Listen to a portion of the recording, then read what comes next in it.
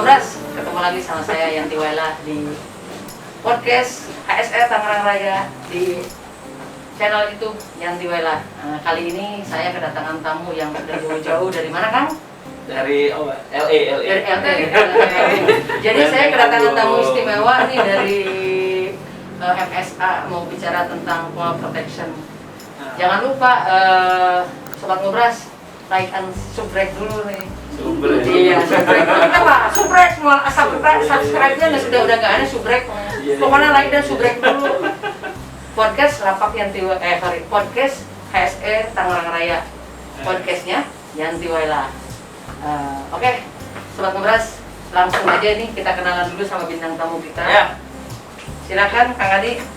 Kenalan. Ya, hai guys. Oke. Sobat Ngobras kita. Kalau di YouTube saya hai guys, tapi karena ini saya masuk ke YouTube-nya HSE Tangerang Raya, jadi saya mau nggak mau harus ngikut ya. Jadi Pak Sobat Ngobras, ya kayak hai Sobat Ngobras, ya perkenalkan saya Setiadi Kristiana, biasa dipanggilnya Asep ya. Jadi mungkin teman-teman biasanya manggil saya Kang Asep.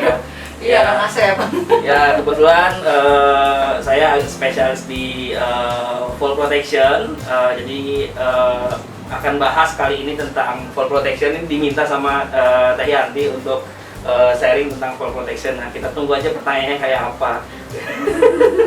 Oke. Saya juga sebetulnya ini buat saya ini peralatan yang baru, jarang saya lihat karena kan saya sendiri di manufaktur, sementara ini kan untuk pekerjaan-pekerjaan yang di ketinggian. Kalau bahasa kerennya apa, Bayran? Working at height. Susah saya ngomongnya, soalnya saya orang Sunda, pokoknya mah bekerja di ketinggian. Jadi Kang Adi ini sudah spesialis seperti Spiderman. Yang namanya lagunya mah Kang Adi mah udah jago lah. Jadi gini Kang Adi, atas dasar apa kan kita ini kan semua kan pakai APD bekerja dimanapun, apalagi di ketinggian. Ini latar belakangnya permenakernya atau peraturan-peraturan atau kaidah-kaidah yang harus kita patuhi itu di mana gitu, sehingga kita harus memakai alat body harness atau fall protection ini. Ya, jadi yang ada di depan teman-teman ini sebatas peralatan saja. Jadi bekerja di ketinggian itu apa ya, nggak cuma tadi, masih di industri sebenarnya harusnya banyak juga Teh untuk bekerja di ketinggian ini, karena memang teman-teman di industri melihatnya masih dalam masih kecil untuk bekerja di ketinggian. Mungkin anggapnya kerja ketinggian kalau di pabrik tuh apa sih, paling ya naik ke atap, setelah naik ke atap udah selesai. Padahal ternyata banyak tuh di ketinggian tuh menggunakan ladder temporary portable, itu salah satu masuk ke dalam bekerja di ketinggian juga. Kemudian pas kalau ada kabel tray, naik ke crane, naik ke atas mesin yang tinggi, mesin yang tingginya paling semeter 2 meter pun juga itu kita bisa masukkan ke dalam. Standarnya bekerja di ketinggian itu berapa meter sih? Oke. Nah, tadi sebelum ke sana tadi ditanya tentang regulasi ya. Jadi di Indonesia itu buat teman-teman di Indonesia itu untuk regulasi sudah cukup bagus. Kita bisa bilang bagus untuk dunia bekerja di ketinggian. Kenapa? Karena memang dulu kita masih agak prematur ya dengan adanya Kepdirjen 2008. Jadi memang isinya masih sangat akses tali. Sedangkan kita di industri ada banyak yang sebenarnya kalau pakai akses tali agak nggak perlu. Kenapa? Karena mungkin sudah dimitigasi semua. Jadi dari sisi regulasi di lokal kita punya Permenaker 9 2016 tentang K3 bekerja di ketinggian. Itu adalah penyempurnaan, meskipun belum sempurna, penyempurnaan dari Kepdirjen 2008 yang pada intinya di situ ada 3 hal yang diatur. Nah, dulu cuma 2 hal yang diatur Teh. Apa aja itu kan? Jadi yang pertama itu yang diatur dari sisi perusahaannya. Nah, perusahaannya apa sih yang diatur? Perusahaan udah pasti kan yang diatur hak dan kewajiban tuh. Kewajibannya apa? Kewajibannya membuat mitigasi resiko. Mungkin kita sering dengarnya RBPA kalau pakai SMK 3 ya. Iya. Kemudian kalau pakai OSAS namanya HIRA-DC. Gitu kan. Di situ kan risk assessment. Lebih familiar HIRA-DC kalau assessment. Ya namanya ya risk assessment lah. Ya, biasanya kan kalau risk assessmentnya bekerja di ketinggian, naik ketinggian, pakai harness, pakai lanjat, selesai. Iya. Nah, padahal ternyata yang namanya hierarki pengendalian bahaya pun perlu diperhatikan. Jadi kadang orang tuh terjebak di hierarki pengendalian bahaya itu di umum, padahal kita bisa masuk lebih detail lagi hierarki pengendalian bahaya. Itu. Nah, kemudian itu perusahaan, kemudian yang bikin ramai itu harus ada orang-orang yang tersertifikasi. Oh, itu harus bersertifikat ya? Yes, semua orang yang bekerja di ketinggian harus disertifikasi. Contoh kayak gondola ya? Gondola mereka harus punya sertifikatnya. Jadi dia selain sertifikat operator gondolanya, juga sertifikat bekerja di ketinggiannya. Itu Scaffolding. sertifikasi dari mana itu? Sertifikasi dari Kementerian Tenaga Kerja. Dari Kemenaker. Ya, Oke. Kemenaker. Ya Kementerian. Sekarang udah nggak ada transnya. Transnya udah kemana? Trennya sekarang udah jadi Karena sekarang udah nggak ada transmigrasi. Ada Transjakarta sekarang.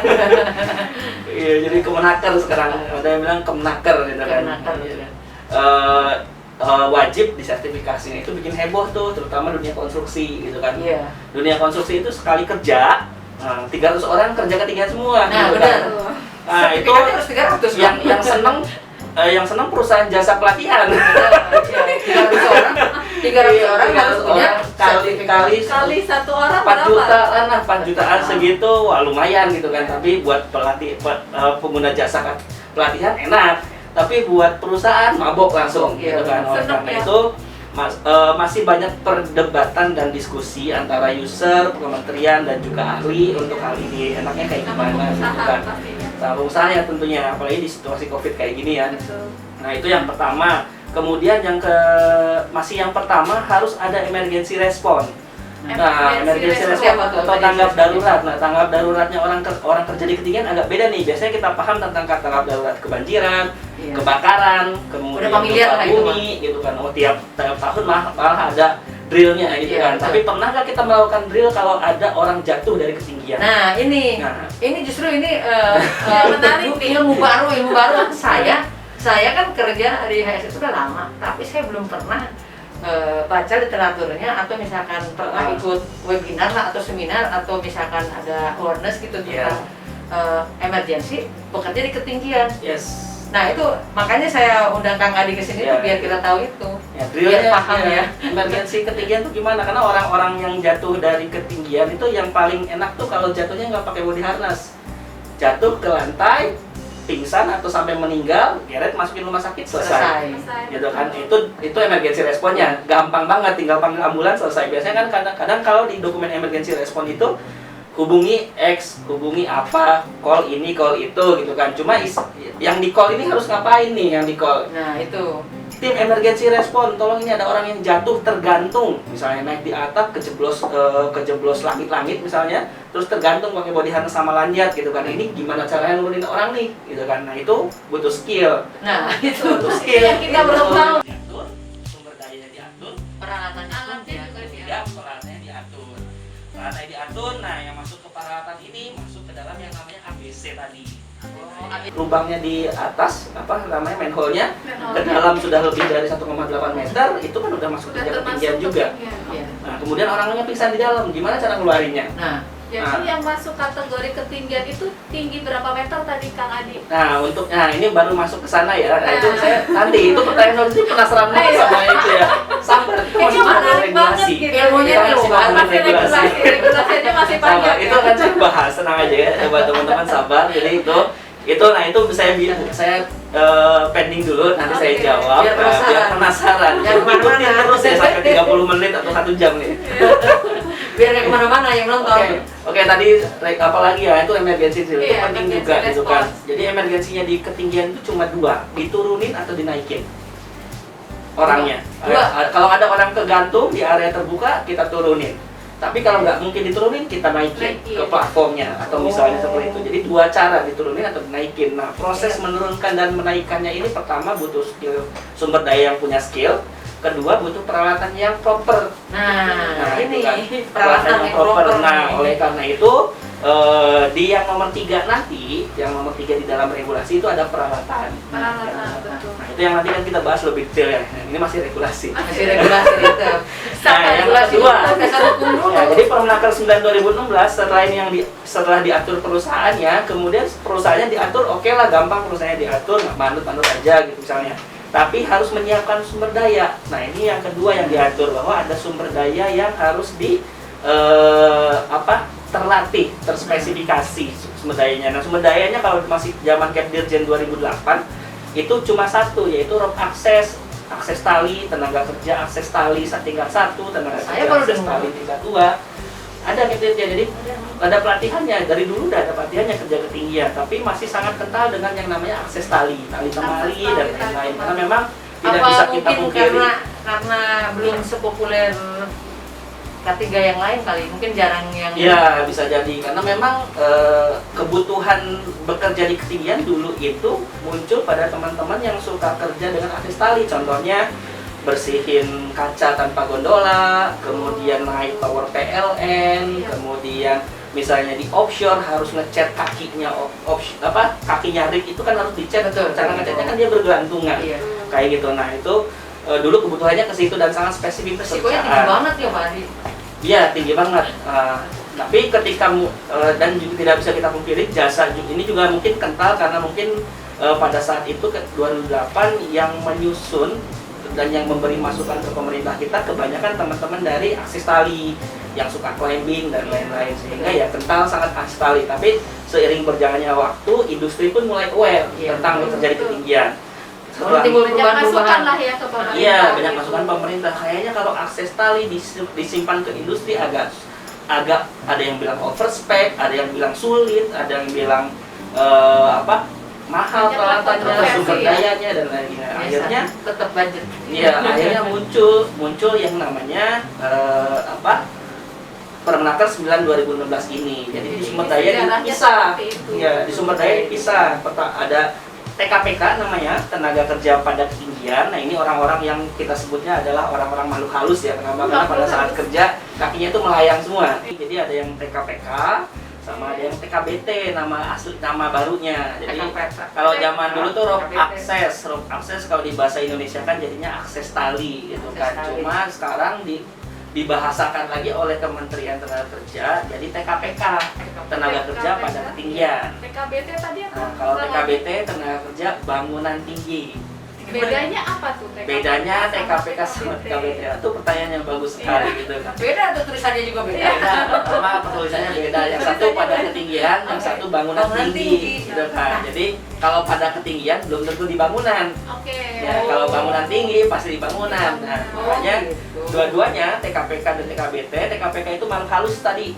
Nah, makhluk halus kakinya nggak pernah napak ke tanah, bergelantungan kalau Saya juga kerja. penasaran ngeliatin kakinya Bayrat napak itu. Ini makhluk Iya. halus nih. Kalau TKBT kita sebut makhluk kasar karena kalau kerja di ketinggian dia kerja di ketinggian tapi dia napak terus kakinya. Napak di bangunan. Nah, napak di bangunan, Oke. di platform, di tangga, di Di atap, atap. platformnya mau temporer, mau permanen, platform temporer kayak contohnya scaffolding. Nah, jadi kakinya napak kemanapun. Artinya kalau TKBT itu orang-orang yang bekerja di mana situasi kerja ketinggiannya sudah disetting dari awal. Misalnya, nih Sudah saya direncanakan ya. saya ilustrasikan kalau ada pekerjaan naik ke atap. Kalau orang TKPK ini ada gudang nih, ada atapnya. Di gudang kan biasanya ada tulang-tulang kakinya tuh, ada tulang-tulang bangunannya ya. betul. Nah, kalau orang-orang TKPK langsung berpikir, oke, saya merambat lewat tulang bangunannya. Iya. Merambat pakai metode tali temali kayak Spiderman. Iya. Metode tali temali naik sampai ke atas, nyampe ke atap. Orang TKBT beda mikirnya. Orang TKBT, oh ngapain saya harus pakai tali temali gitu kan? Ya udah, saya ajukan ke manajemen, Pak bikinin tangga permanen. Oke. Jadi- Tangga permanen. Tangganya misalnya kalau mau ngikut hierarki pengendalian bahaya, jangan lurus gini tangganya Pak, tapi zigzag. Oh iya benar. Ketika dibuat zigzag, body harness lainnya nggak perlu. Jadi itu Tali temali itu tuh nggak perlu. jadi Jadi- nanti pengendalian ya yang Iya. Berarti tergantung cara berpikirnya si TKPK sama TKBT tadi. Tergantung situasinya di lapangan. Situasi. situasi. Oh, oke, baik. Biasanya TKPK itu untuk pekerjaan-pekerjaan yang memang tidak disetting untuk bekerja di situ. Itu contohnya bersihin gedung, gondolanya mati misalnya. Udah ada gondola sebenarnya, udah ada gondola. Kalau udah ada gondola itu masuknya TKBT karena duduk di gondola, berdiri di gondola. Tapi Oh, udah karena udah nginjek. Karena iya, kenapa? Pokoknya bedanya napak itu napak. Kalau gondolanya mati, sedangkan pekerjaan harus terus berjalan, maka orang yang bekerja ya TKBT nggak boleh kerja. Ya harus bekerja orang TKPK. TKPK baik. Bedanya baik, itu. ya. Jadi Bedanya TKPK itu kaki ngegantung sama ya. napak gitu doang. Nah ini juga ada banyak kontroversi. Kenapa? Karena pada saat kita berangkatkan orang TKBT, banyak industri memberangkatkan orang yang TKBT itu ya misalnya yang tadinya orang maintenance diberangkatin, orang HSE diberangkatin, yang mana setiap hari nggak harus kerja ketinggian. Beda dengan TKPK. TKPK itu orangnya tiap hari kerja di ketinggian, yang Spesialis memang ya? mereka di situ nggak bisa kita bilang spesialis juga.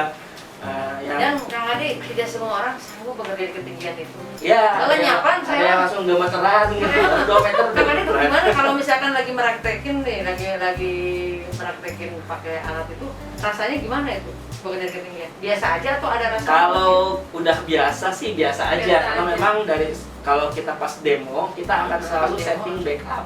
Jadi kalau kita misalnya kita rescue nih, nah kita turun pakai tali kita, tapi kita punya backup tali juga untuk kalau in case tali kita fail, kita kena backup. Karena memang itu pada saat kita melakukan demo atau training itu protokol harus ada backup line namanya, tali backup atau backup line. Kayak orang mau naik gunung lah ya, panjat tebing. Kayak tadi mah nggak ada backupnya lah. Ada backup Nggak ada. Naik Malah aja. nggak pakai tali. Tapi gimana enjoy bekerja di peralatan? Alhamdulillah Proses. sampai sekarang sih enjoy. Kenapa? Karena ini challenging sih. Kenapa? Karena kalau di Indonesia bekerja di ketinggian itu sudah sangat termindset orang-orang panjat tebing, orang-orang climbing, gitu kan. Sehingga ketika ada pekerjaan ketinggian beli tali, beli apa dan lain-lain, dan itu challenging. Kalau orang yang tadi yang diberangkatkan orang yang punya kerjaan utamanya yang lain, ketika dikasih tali temali dan lain-lain, pada saat ada in case emergency bingung makanya. Bingung, ya, Ini betul. gimana ya dulu pas training gimana ya kayak gitu. Nah makanya dari sisi tadi dari regulasi ke sumber daya, makanya diatur yang namanya peralatan. Nah jadi yang ketiga yang diatur oleh Permenaker 9 2016 itu adalah peralatannya. Betul. Jadi ada perusahaan diatur, sumber dayanya diatur, Peralatannya pun Alatnya dia- juga ya peralatannya diatur. Peralatannya diatur, nah yang masuk ke peralatan ini masuk ke dalam yang namanya ABC tadi. Oh, ABC. ABC Iya, itu iya. apa? ABC itu apa tuh? ABC itu ada- Ini ilmu baru Ya, banget ini. Saya baru bukan dengar ABC. kecap atau baterai ya. Saya tahunya kalau ABC itu kalau di kesehatan yaitu Iya. airway, breathing, circulation, Iya. drug. Ini ada lagi nih. Jadi ABCD-nya di Fall protection ini beda ini Iya. Sobat Ngobras, ilmunya beda nih. Benar-benar ilmu baru, jadi jangan kemana-mana, tetap pantengin channel kita. Ya betul ya, jangan lupa kalau pengen denger guys ke subscribe YouTube saya. YouTube-nya apa namanya? YouTube-nya channelnya Setiadi Kristiana nama saya. Setiadi Langsung aja Kristiana. Jadi ya, Kristiana. Kang Adi ini nama bokehnya Setiadi Kristiana. Iya. Cuma kalau saya mah biasa panggil Kang Adi karena sama-sama orang Sunda. Ya betul. Jadi panggilnya Kang Adi. Kang Iya. Adi, Asep. Aslinya Asep. Asep. Asep kan pakai K jadi kasep. Jadi kalau di sini mah sobat ngobras. Oh iya, kalau di sini sobat ngobrol saya masih suka keceplosan guys soalnya. Gak apa-apa, gak apa-apa. Memang saya sengaja selalu undang bintang tamu atau narasumber yang dari berbeda disiplin ilmu. Kenapa? Iya. Karena untuk saya sendiri bekerja di ketinggian ini merupakan hal Hal baru. benar-benar hal baru. Iya. Nah kan nggak ada perempuan mayang gelantungan. Iya. Betul nggak Kang Adi? Sok makan lagi. Iya, perempuan dengan belum nggak ada ya. Yang tomboy-tomboy aja biasa. Nggak berani juga kayaknya. Kuntilanak, gelantungan. Kan apa pula? Nggak nampak. Oke, tadi masuk ke yang ketiga ya. Kita yang ketiga itu ABC tadi. Iya. Ini Peralatan. jadi peralatan itu ABC. Nah ini yang berdasari saya kebetulan bekerja di pabrikan peralatan yang Sebut merek boleh kok. hampir ya MSA. Hampir semua pabrikan ketika dia membuat peralatan itu pasti dasarnya itu dari ABC ini. Oke. Semua itu dari ABC, selain dari regulasi, tapi dari ABC. Angkanya. Kenapa? Karena dari regulasi ini ABC pun diturunkan lagi, ada yang namanya standar. Nah, jadi regulasi itu kan kalau kita melihat regulasi itu kan ada payung hukum nih. Payung hukum itu yang biasanya undang-undang, Betul. peraturan pemerintah, Betul. kemudian peraturan Standar, menteri, iya. gitu. Karena dari payung hukum ini kadang orang bingung ini gimana guidance-nya nih. Kan kalau di standar, kalau di payung hukum kan cuma bilang ini harus sekian, ini harus gini, ini harus gini. Tapi caranya gimana? Terus Nggak dijabarkan. nggak dijabarkan. Nah, muncul yang namanya SNI. Nah, jadi ada SNI, kalau di safety kita kenal dengan yang namanya ANSI. Nah, jadi ANSI itu setara dengan SNI. Nah, di payungnya ANSI siapa? Payungnya ANSI itu namanya OSHA. Osha. Jadi OSHA itu adalah payungnya mirip dengan Kemenaker. Jadi OSHA sama Permenaker itu setara. Ya, turun kadang ada orang yang bilang, "Wah, saya mau OSHA. Saya nggak mau ANSI." Lalu saya bingung. Pak, OSHA sama ANSI itu sama, Pak. OSHA itu emaknya, ANSI anaknya. Karena ketel. Kadang suka kayak itu. Nah itu tentang standar sih. Jadi masuk sekarang lagi balik lagi ke peran. Ini saya kalau nggak diarahin suka kemana-mana ngomongnya soalnya. Maaf, sok wae ceritakan nggak apa-apa saya. Tadi kembali ke ABC tadi Kang Adi. Iya. Nah di ABC itu, jadi pada saat kita bekerja di ketinggian, kita sudah punya data regulasinya, kita sudah punya orangnya yang punya skill atau yang sudah terlatih, tapi challenging-nya apakah pengatannya ada, karena banyak kejadian nih. Banyak kejadian hampir 70% customer atau orang yang pernah training bekerja di ketinggian di PJK 3 Alatnya nggak ada. alatnya itu, wah iya Pak, pada saat kita training itu bagus-bagus alatnya lengkap, ini ada, itu ada, ini ada, dan itu sepertinya diperlukan di tempat kita. Pas mereka kembali ke perusahaannya masing-masing, mereka mencoba mengajukan, ditolak. Budget. Ditolak, ada yang Budgeting. bilang budget dan Itu lain-lain. sebenarnya kendala utama tuh kalau di K3. Iya.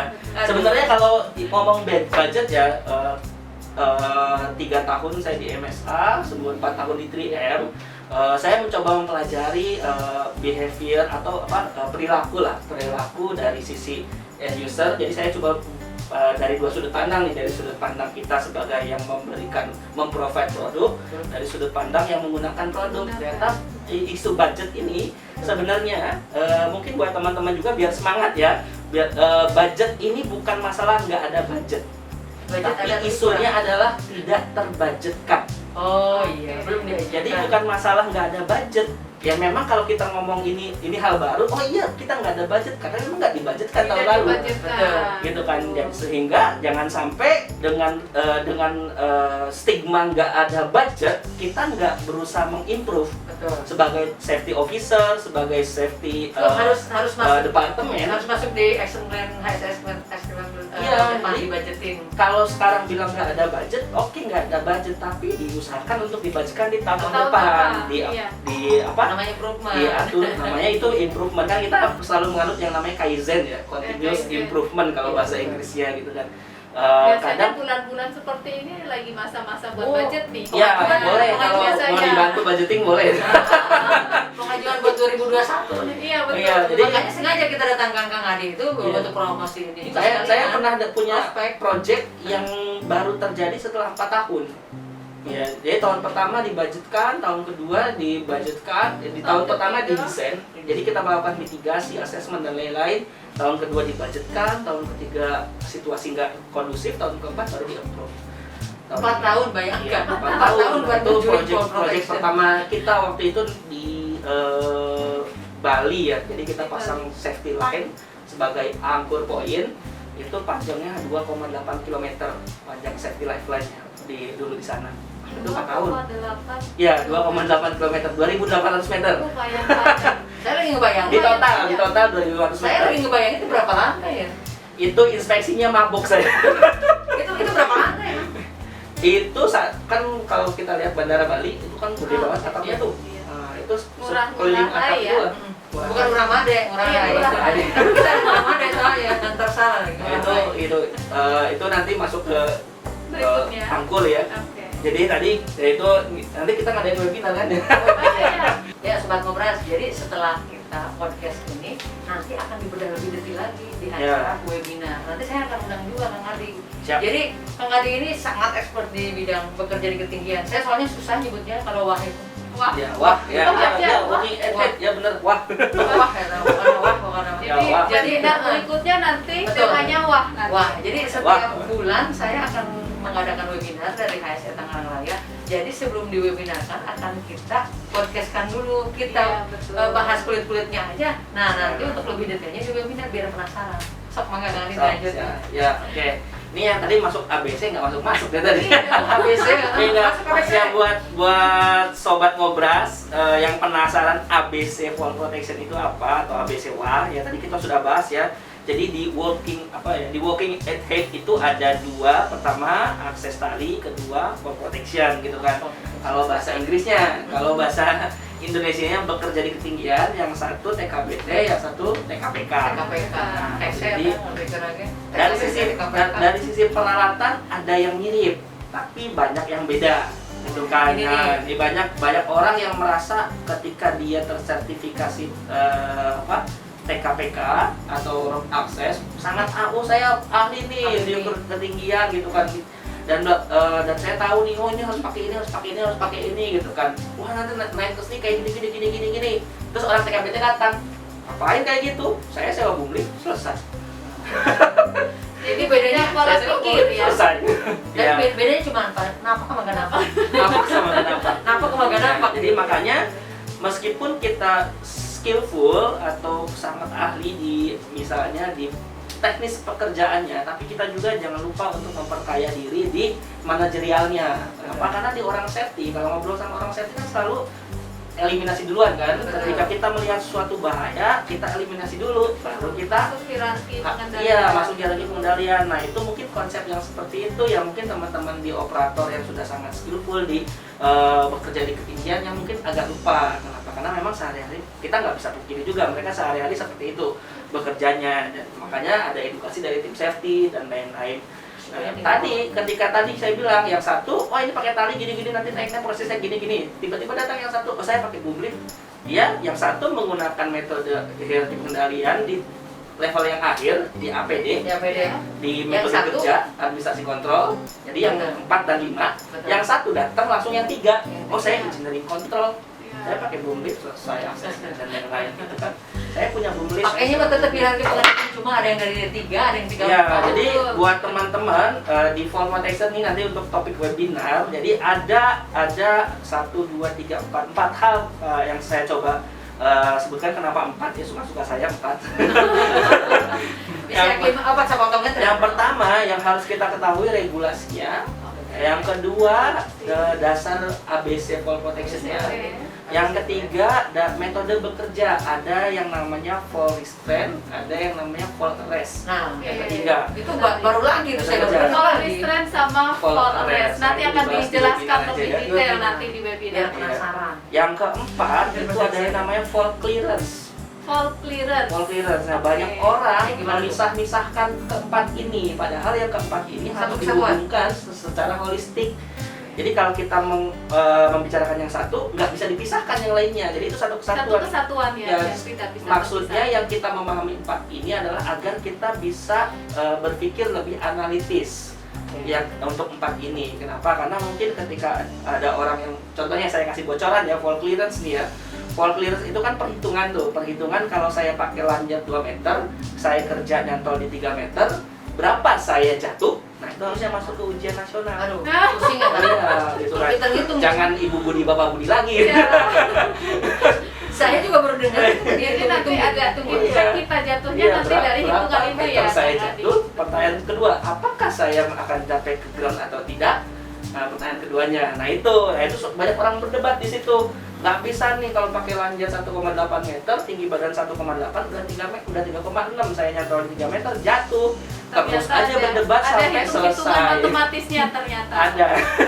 Nggak Nggak sama selesai ya. perdebatannya. Kenapa? Karena mereka yang satu sangat paham fall clearance, yang satu sangat paham fall factor misalnya, gitu kan. Hingga nggak akan ketemu, gitu kan. Beda Itu- cara ininya, cara menganalisanya. Betul, makanya jangan dipisahkan, semuanya harus dijadikan bahan Satu dasar kesatuan. untuk analisis.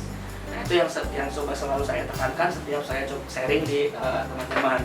Nah si 4 ini nanti aja di webinar guys. Sekarang Ingat mau nanti keempatnya akan dijelaskan secara detail di webinar HSE Tangerang Raya. Ya. yang ketiga, webinar ketiga kan tadi yang kedua. Oh, webinar ketiga, Webinar betul. ketiga. Oke. Ya. Nah ini ada peralatan ya ABC tadi. ABC Ini- mau masuk oh masuk ABC aja udah 10 menit. Udah setengah malam Oke, sebentar ya, lagi jadi- udah. Oke, ABC Fall Protection. ABC Fall Protection itu sangat concern ke peralatan. Jadi peralatan pelengkap tadi dari hierarki, dari sumber daya, dari regulasi. Nyebutin peralatan Masuk lama ABC. sih. Nah, ini peralatan. Nah, ABC itu apa? A itu adalah angkur. Angkut. Angkur. Ancor lah kalau bahasa Indonesia-nya ya. Angkur lah pokoknya. Orang Sunda bacanya ancor. Bukan angker ya, bukan angker ya. Angker, bukan. Anak kereta. Anak kereta. Itu. Anak kereta kan begini juga Ada Iya. tuh. juga perusahaan namanya Ancor. Anton itu. Angkur, yang B apa? Body support. Jadi B itu Body bukan body support. harness, tapi B itu adalah body support. Kita taunya cuma body harness. Iya. Atau body support. Body support. Kenapa? Karena body support itu macamnya banyak. Ada yang namanya body body harness belt. ya? Iya. Body belt. Body belt itu masuk ke dalam golongan body support. Wah, ini harus dicatat, ini harus pelan-pelan ini dicatat ini. Kalau yang banyak orang tahu full body harness. Iya, karena gampang tinggal pakai. Iya, full body harness. Nah, itu salah satu juga. Ada yang ketiga, namanya seat harness. Seat harness. Seat harness yang kalian kalau suka flying fox kan suka pinggang sama kaki doang yang betul, betul. diikat Iya, segitiga. ke atasnya nggak ada. Iya. Nah, itu namanya seat harness. Nah, Seat itu dalam harness. golongan body support. Body belt dan full body harness dulu dipakai di industri, tapi sekarang body belt sudah dilarang di industri. Kenapa? Karena dari sisi aturan sudah nggak boleh. Kemudian dari sisi dari dasar perhitungan bahaya resiko, sangat beresiko kalau pakai body belt pada Jadi saat orang berbahaya jatuh. kalau cuma menggunakan safety belt ya. Safety belt. Makanya belt udah dilarang. Semuanya wajib full body harness kalau di industri. Tapi ketika masuk ke pariwisata ini ada yang pakai suspension harness, full body harness, ada yang pakai seat harness. Oh, kayak flying fox. Ya, kayak flying fox. Pariwisata ya, saya masuknya bilangnya pariwisata. Pariwisata. Flying fox, bungee jumping, dan lain-lain. Itu adalah contoh aktivitas ketinggian tapi di pariwisata. Nah, yang dimasuk industri sekarang wajibnya full body harness. Seat harness nggak boleh. Bedanya apa? Bedanya apa tuh Kang Adi antara full body harness dengan seat harness tadi? Kalau Apa di resiko atau di dari sisi fungsi, fungsi? fungsinya beda kalau dari sisi fungsi. Kalau menggunakan full body harness, kalau yang mirip dengan seat harness itu namanya ada jenisnya suspension harness namanya. Suspension harness. Nah, jadi harness tuh macamnya banyak. Ini aja bingung saya namanya Makanya apa? tadi Banyak disebutnya banget. Banyak sus ini Body udah. support Jadi ya. kalau ada kata-kata yang bingung dicatetin nanti di komen Dijawab. Yang jawab harus jawab nanti nanti. pasti dijawab di komennya. Nah, Apalagi nanti kalau Jadi tadi webinar ada ada. angkur, Angkur, B, B, body body support. support. Nah, Nah, masuk ke C nih, C itu adalah konektor. Konektor. konektor. Nah, iya kita konek-konektor. Nah, konektor itu mak comblang kita sebut. Ah. Nah, kenapa? Karena Yang nyomblangin. konektor itu yang nyomblangin A sama Sama B. Asik. Jadi A sama B ini bisa ketemu gara-gara C. C. Nah, Si C namanya si pihak comblang. ketiga ini namanya. Oh ya, comblang. Jomblang cocok. Jadi di angkur. Sesuai dengan Nah, angkur seperti apa bentuknya? Banyak macamnya. Kebetulan yang saya bawa di sini ada namanya dering. Nah, ini hurufnya kayak huruf D, makanya sebutnya dering. Nah, ini angkur. Nah, itu dering, ada yang besar, dering, ada yang dering kecil seperti ini. Nah, ini mechanical, produk mechanical. Jadi buat teman-teman engineer, jadi safety engineer lah itu. Nah, ini dering ada yang kecil, ada yang besar. Nah, kemudian ada yang kalau misalnya angkur dan angkur digabung dengan tali sling atau kermantel atau wire, jadi namanya safety line. Jadi lifeline system safety line itu adalah angkur. Oke. Jadi lifeline system itu bukan di luar angkur, tapi lifeline system adalah angkur. Angkur. Angkur itu Karena dia sendiri. tadi ya. Ini lifeline system kalau pakai kabel sling misalnya. Segede gini kapalnya. Nah, kecil kok, yang di lapangan lebih gede lagi. Ini untuk berapa menahan beban berapa kilogram? Nah, kalau lifeline system ini ada hitungannya. Jadi ada kalkulatornya. Jadi kalau untuk angkur itu pada umumnya adalah single angkur point. Jadi ini hanya boleh sendirian, hanya boleh untuk satu orang. Yang ini hanya boleh untuk satu orang juga. Nah, Padahal ini gede, ini kecil. iya, tapi semuanya untuk satu orang. Itulah hebatnya standar. Mau gede mau kecil satu Satu orang. orang. Itu regulasi, itu aturan. Kita kan Mau gede mau kecil satu orang. kita kan safety officer itu sifatnya bukan untuk mengakalin regulasi. Safety officer itu kan penegak hukum. Harus ngikutin regulasi. Iya, itu Untuk ini dari- saya sentil nih safety officer yang suka ngakalin nih. Iya, jadi dia regulasi jangan diakalin. Justru kita adalah Iya. panjangan tangan untuk menegakkan regulasi Penegakan tersebut. regulasi. Oke, setuju Bang. Tapi kalau misalnya nih, tadi kita bicara lifeline. Lifeline itu kan kalau kita lihat yang alat yang dibawa ya, atau ini tali yang dibawa, ini sepertinya buat permanen ya, Kang Adi. Ya. Kan biasanya ada juga yang Licin coba. ini bisa Travelernya, jalan. ini travelernya. Travelernya ya. Iya, mainan Jadi, jadinya. ini untuk yang permanen ya, Bang Adi. Ya, Kalau jadi ada misalnya dua. yang biasanya nih teman-teman HSE mau yang temporary, apakah ada tuh yang sistem yang temporary? Nih. Ya, jadi kita di tipe angkur ya. Jadi angkur itu ternyata ada tipenya. Pertama dari sisi kekuatan, kalau Permenaker 9 2016 mengatakan kekuatan angkur minimum mampu menahan beban 1,5 ton atau 15 kN. Tapi 1,5 ton iya 1,5 ton atau 15 per kN meter ya. di Permenaker. Nah kalau misalnya Satu orang. Betul. iya hanya untuk satu orang. Hanya untuk Satu orang aja orang. 1,4 ton. Iya, betul. Pantesan Tadi diakalin. ada memperhitungkan Pantesan diakalin. wall clearance tadi tuh. Wall clearance. Iya, betul. Kalau Kang Hadi itu udah biasa tali temali, ya. Cara nalinya aja beda. Set, ya kan? Saya itu, Mbak, bisa. Tadi pertanyaan masuk ke angkur. Jadi angkur itu tipenya macam-macam. Oke. Ada 5 tipe. Gitu. 5 tipe. Angkur itu ada 5 tipe. Yang dianut oleh Indonesia, angkurnya ada 5 tipe. Tapi kebanyakan teman-teman di lapangan nggak tahu bahwa angkur itu 5 macam. Tapi yang diketahui adalah tadi minimum 15 kilonewton. Kalau Permenaker, tapi kalau yang biasanya orang-orang ada di peraturan yang perusahaan masing-masing itu 22 kN. 2,2 ton. 22 kN atau ada yang bilang safety factor 2. Jadi harus selalu 2 kali safety faktornya. Safety factor 2. Jadi itu sebenarnya runutannya ke OSHA. OSHA itu mengatakan menentukan angkur itu ada 2 cara. Pertama harus diketahui harus ditentukan bahwa itu bisa mampu menahan 22 kN. Kedua, itu adalah 2 kali safety factor. Nah, banyak orang ketika bilang 2 kali safety factor, ini 2 kali berapa nih safety faktornya gitu kan. Nah, banyak orang langsung mikir, oh yang kerja 4 orang, berarti kalau 4 orang yang 400 kilo, ya berarti angkur itu harus nahan 800 kilo. Padahal ada 2 kali safety factor. Iya, betul. Padahal bukan seperti itu pengaliannya. Jadi Salah, 2 kali apa nih? 2 kali yang namanya maximum arresting force namanya. Jadi di OSHA itu ada namanya maximum arresting force. Dibuka-buka lagi Ya. sama Rasul itu di kelas Arresting ini. force. MAF. Arresting force itu sendiri apa itu? Arresting force itu standar gaya beban Coba. yang masih bisa diterima oleh tubuh manusia. Oh, Ini bingung lagi nih. Iya. Jadi kalau kita jatuh kan buk, ngentak tuh. Iya. Nah, Tadi yang yang sering- bisa diterima sama tubuh manusia berapa? namanya maximum arresting force. Di Oh. OSHA itu 1800 pon, 1.800 Padahal berat kita setara berapa cuman kilo itu? 900 kg.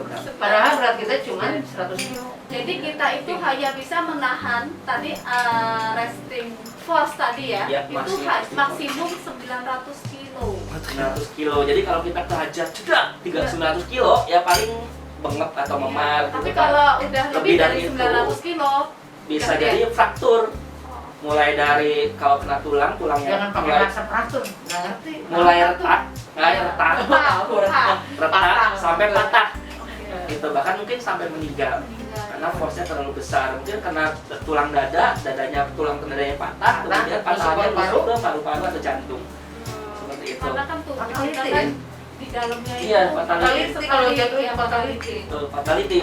banyak organ-organ yang mungkin tidak bisa menahan Mm-mm. beban seberat itu ya. Ya, kalau kita jatuh nggak ada energi absorber, nah ini energi absorber Energi juga. Ada lagi nih, Itu energi klausul juga absorber nih. nih. Tambah Nah, pusing. banyak orang itu tadi. Nah, Bahasa-bahasanya. kalau kita tadi bahas tentang wall clearance, banyak orang ketika tadi wah kayaknya nggak bisa nih 3 meter, yang jadi shortcutnya, jalan pintasnya adalah yang namanya energi absorber di layarnya dihilangin. Yo saya mau lanjut yang nggak ada energi absorbernya. Kenapa? Karena kalau jatuh nggak napak, nggak jatuh. Justru kalau nggak ada energi absorbernya jatuh malah bebannya besar ke tubuh Betul. manusianya. Betul. Ada kemungkinan Jadi lebih kentang. dari Ya, Lebih kalau besar. napak kan cuma beban badannya aja. ya, jadi ada kemungkinan lebih dari 1.800 pounds tadi, Ya. lebih dari 900 kg. Bahkan malah orang yang tergantung, iya tuh tergantung tuh selamat, tapi ternyata mati, meninggal. Iya. Gitu kan, ternyata pas dia ngegantung kaki selanganya ketarik keras sekali, copot sendinya misalnya kalau terus yang di sebelah sini yang diikat ke tiang pas jatuh jeduk Patah. ketarik Iya. patah tulang dadanya Kok misalnya, jadi seperti itu. fatal lagi. Tapi tergantung. Nah, makanya belum tentu orang yang jatuh tergantung itu juga sudah Selamat. dikatakan selamat. Oh, Jadi tetap tadi beresiko. ada energi absorber Absorber, tadi makanya itu tadi masuk ke membantu peralatan ini. mengurangi beban yang pas saat dia jatuh. betul. Pada saat jatuh. Nah, itulah makanya kenapa pemerintah kita mengatur peralatan di regulasi. Peralatan aja diatur.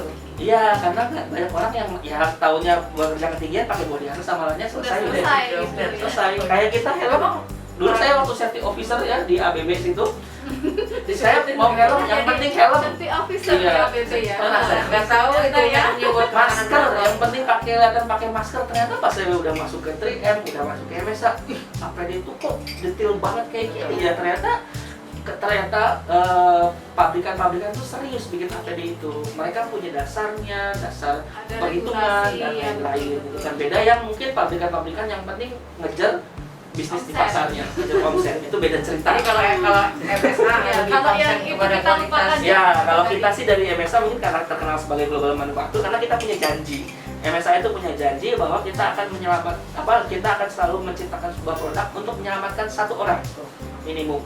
Itu udah motonya Gitu. seperti itu. Jadinya mulia. Janjinya. Iya.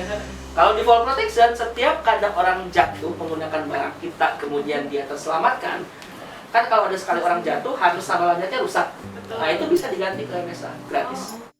Ya untuk tadi yang temporary angkur, jadi angkur itu kan tadi ada 5 macam ya, ada tipe A sama tipe E sampai tipe E. Nah itu nanti kita bahas ya. Jadi ada klasifikasinya. A sama B itu single angkur point, C itu flexible horizontal angkur line atau disebutnya safety line, D itu railing rigid line, yang E itu cutter weight atau pembebanan.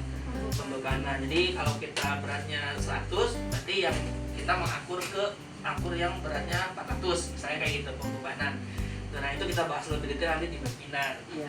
Nah ini yang contoh angkur nih. Nah ini ada tadi angkur-angkur daring, kemudian tadi pertanyaan temporary bisa pakai tali kermantel atau tali rope dan lain-lain. Tapi kebanyakan kalau kita pakai temporary itu pakai tali kermantel kayak gini. Jadi di sini ada angkur strap, namanya angkur strap. Jadi lilitan itu angkur strap. Nanti ini dari contoh angkur strap ini masuk. Nanti ini bikin ini ada metodenya beda-beda ya untuk bikin loopnya. Ada yang permanen seperti ini, kemudian ada yang pakai tali figur 8. Nah ini pasti di training TKBT ya, training TKBT atau training TKPK pasti muncul tali temali figur 8, 9, butterfly, kemudian ada apa lagi saya lupa.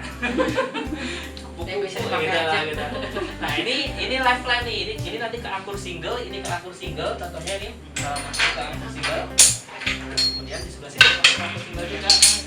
Ini jadi lifeline system. Ya, siapa yang Angkur point, lifeline system. Cantol C-nya. Ya, Nah, C-nya seperti ini. Kalau yang Oke. tadi permanen ada Gantung, travelernya. Oke. Ada Oh travelernya. yang tadi jalan-jalan tadi Iya, ada jalan. tadi ya. Ya, bisa sampai segeser-geser. Ini temporary misalnya. Nah ini namanya tipe C. Jadi awalnya sebenarnya dia adalah tipe A angkurnya, single angkur point. Tapi karena mau dibuat safety line, jadi tipe C. Nah ini nanti metode hitungnya, metode ujinya beda juga. Gitu. Jadi nggak bisa sembarangan. Aduh, bisa jatuh anak orang. Fatality nanti. Kemudian apa lagi? B, body harness. Body harness tadi kita udah bahas sebenarnya yang B ya. Kita malah banget nih body harness. kita malah bahas B duluan tadi ya. Iya. Jadi ada, kita ulang sedikit, ada belt, ada full body harness, ada seat harness. Di industri full body harness. Ini contoh full body harness misalnya. Full body harnessnya keren Nah, ya. ini full body harness, tapi udah ada C-nya di belakangnya.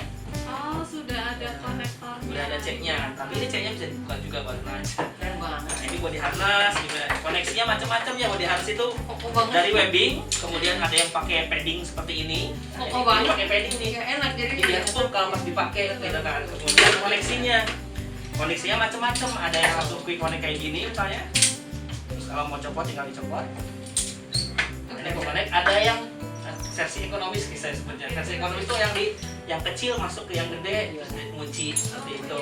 Kalau yang ini kayaknya mahal banget, kelihatan murah banget nih Kang Adi. Nah, Baru ini- lihat saya. Ini bukan mahal ya, ini namanya comfort. Nah, Comfort. Nyaman. Premiumnya ya. ada cost, ada nyaman. Comfort. Ada harga, ada rupa. Contohnya kalau mau hotel 300.000 ya kayak gitulah. Iya.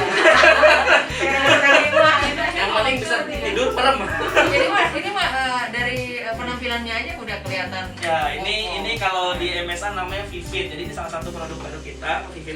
Pakai V Eh, bukan P. V, Kalau harus V, pipit. Itu sangat challenging buat saya sebetulnya ketika Pasti di bilangnya company. pipit. Ini apa mereknya? Pipit. Oke.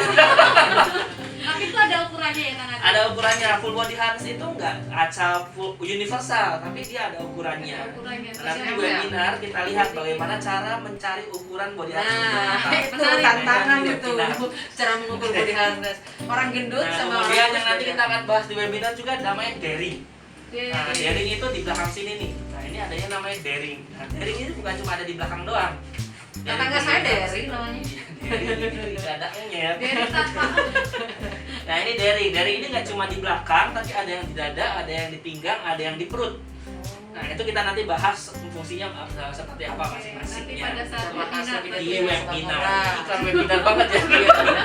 Jadi iklan webinar Nah, sekarang itu kita B. Nah, jadi ada yang dari aluminium, ada yang besi dengan padding, tanpa padding, kemudian ada yang material webbingnya dengan webbing polyester, ada yang dengan Kevlar, kemudian ada yang coating dan itu yang bulat-bulat macamnya. apa itu Kang Adi yang namanya? sederhana sampai Ini yang bulat-bulat. Iya. Oke. Nah, sebenarnya semua perbedaan itu bukan karena masalah ekonomis sama non ekonomis aja, tapi masalah untuk aplikasi di lapangannya. aplikasi di lapangan. Kuncinya Sama itu Oke. yang bulat. Nanti saya jawab. Ini C soalnya belum masuk ke C. Oh, belum masuk ke C. Kalau aplikasi di penasaran. lapangan berarti body harness untuk pekerja wanita dan pekerja pria itu berbeda. Bisa beda, dikatakan bisa seperti sama. itu. Bisa sama. Bisa Tergantung beda, bisa sama. ukuran. Jadi aplikasi di lapangan itu bukan yang makainya, tapi jenis pekerjaannya. Jadi Jenis pekerjaan. kuncinya buat teman-teman safety ya, pada saat milih body harness nanya ke purchasing, jangan cuma nanya saya butuh body harness, tapi kita benar-benar Dicatat harus nih. melakukan mitigasi dulu. Betul. Saya pertama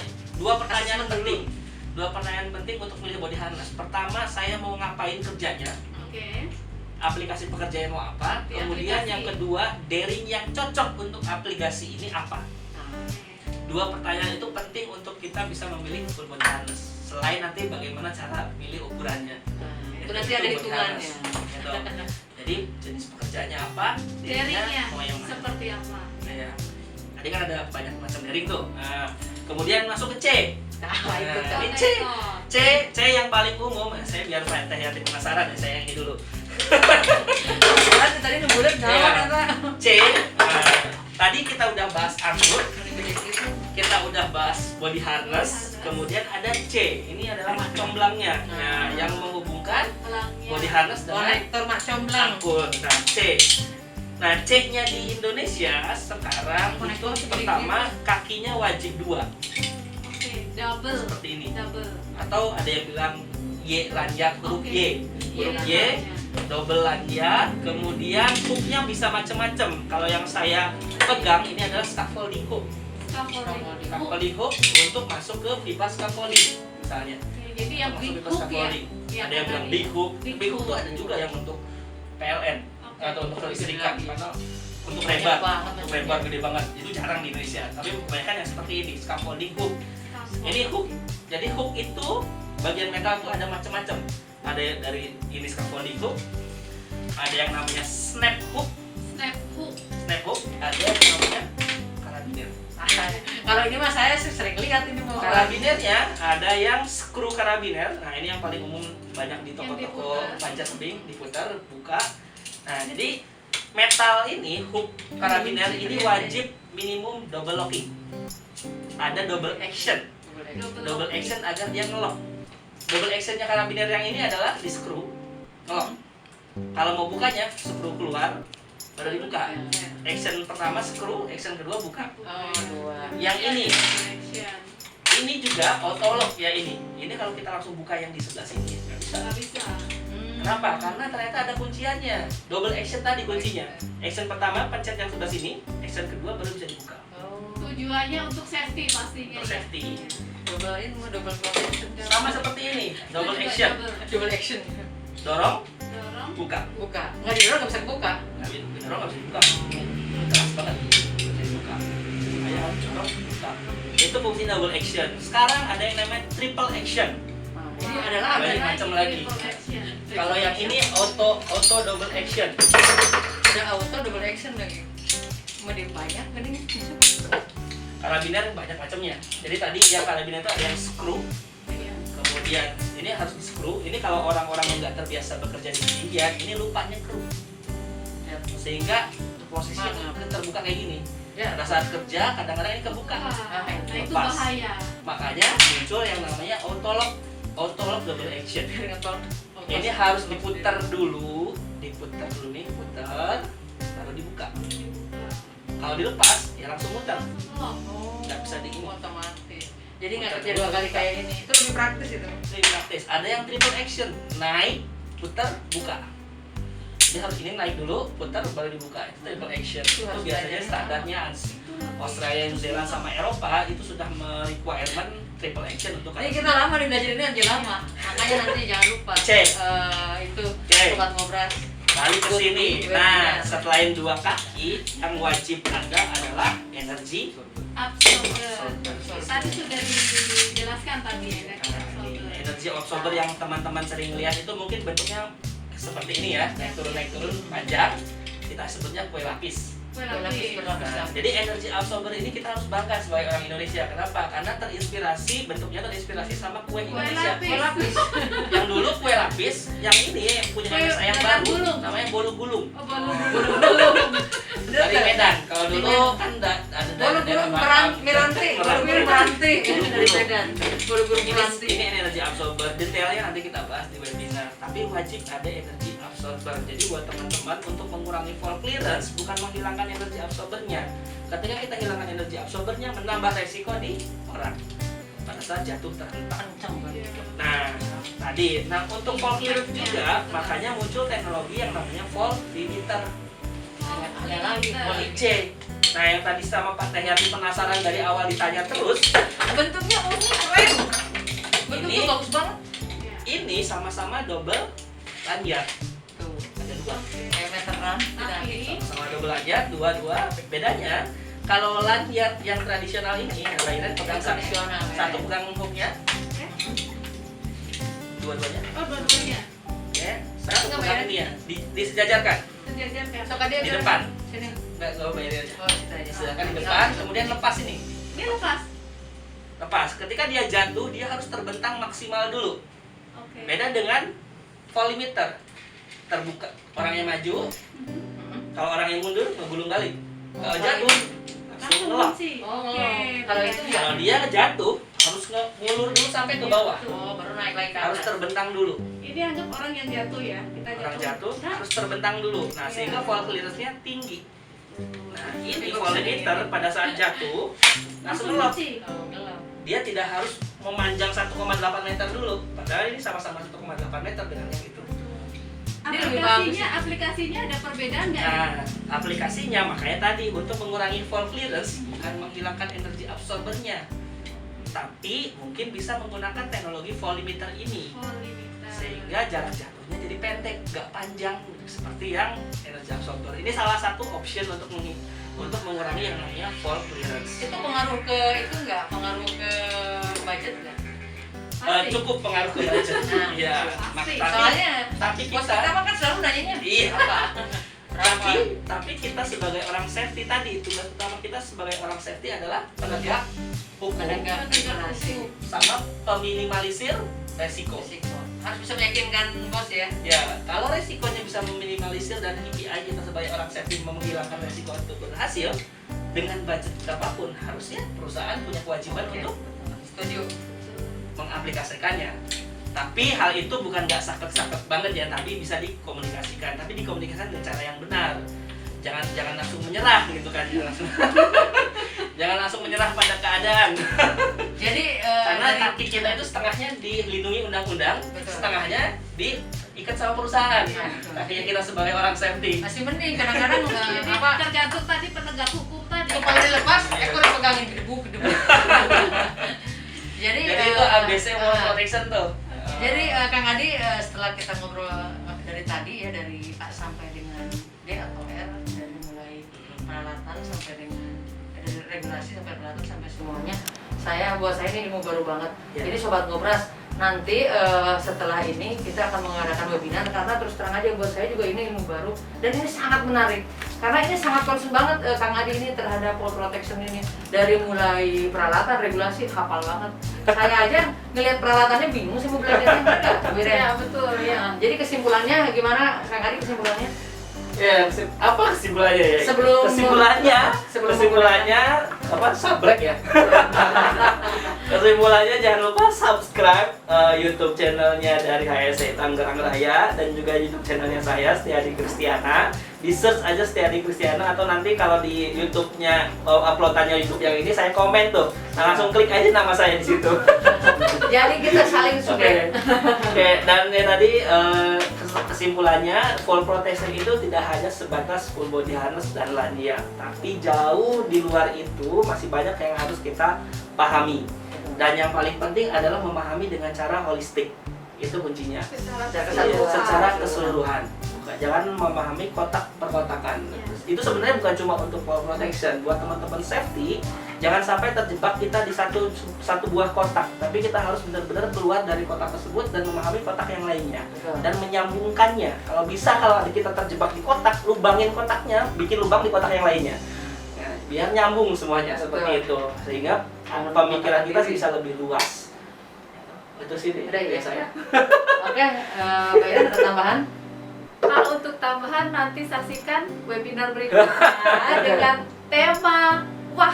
Ya, kita sebutnya wah. Wah, Nanti biar dengan pembicaranya Kang Adi dari MSA Safety. Jadi jangan lupa tunggu jadwalnya. Siap. Oke Sobat Ngobras, setelah kita berbincang dengan pakarnya fall protection Kang Adi Setiadi Kristiana, kalau di YouTube channelnya jangan lupa subscribe juga ya. Saya juga mau mengucapkan terima kasih buat Kang Adi, sama-sama waktunya, buat Mbak Iren, buat seluruh kru dan seluruh sponsor nih. Ini ada dari For Life, ada dari Kahwi Kopi dari Aceh, ada dari Fire 112 Pak Heru, terima kasih. Kemudian ada dari MSA ini yang jelas ya. Terima kasih MSA. Ada yang dari Lapak Yatiwan Tomodachi. Jam. Ini kameramennya 1, 2, 3, 4. Itu sama peserta di belakang banyak banget ya. Terima kasih. Dari semuanya. Terima kasih. Jangan lupa subscribe YouTube channel Yanti Waila, HSC Tangerang Raya, dan YouTube channelnya Kang Setiadi Kristiana. Terima kasih untuk semuanya. Sampai jumpa. Akhir kata, Assalamualaikum warahmatullahi wabarakatuh. Waalaikumsalam. Salam Ngobras.